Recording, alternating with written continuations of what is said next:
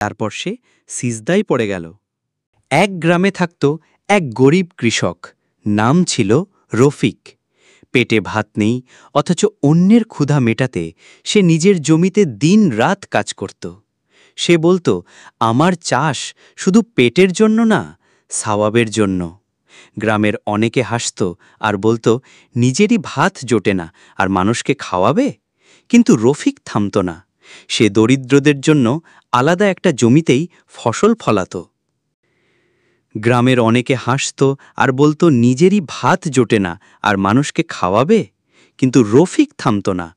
সে দরিদ্রদের জন্য আলাদা একটা জমিতেই ফসল ফলাত। কঠিন সময়ের শুরু। এক মৌসুমে প্রচণ্ড খরা পড়ল। মাস খানেক ধরে বৃষ্টি নেই, ফসল শুকিয়ে গেল। দিন রাতের কষ্ট এক ঝলক রোদে ভেঙে গেল।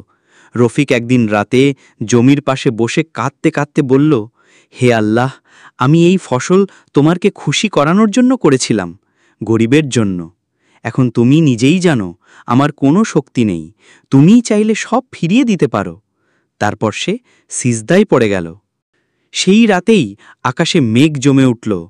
ভোরে শুরু হলো একটানা বৃষ্টি, দিনের পর দিন। যে জমি শুকিয়ে ধুলায় মিশে গেছিল, সেখানে আজ সবুজ ফসলের ঢেউ। গ্রামবাসী বিস্ময়ে বলল, এই জমি তো পুরো নষ্ট হয়েছিল, এভাবে আবার হলো কিভাবে?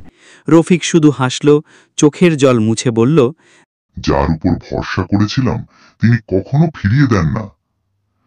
তোমরা খাও, দোয়া করো, এটা আমার না, আল্লাহর রহমত।